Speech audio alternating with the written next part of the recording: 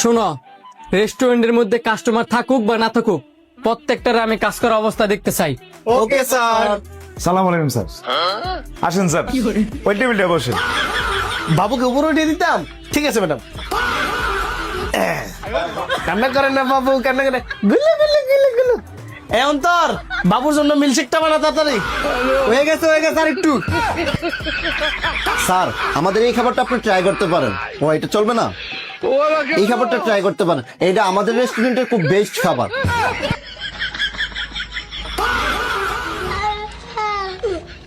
Sir, 13 নম্বর টেবিলের বিলটা করে দেন। अभी बदत है भाई, अभी बदत है। এ ধরো তোমার 20,000। এ ধরো তোমার 20,000। এ ধরো 20,000। এ ধরো 20,000।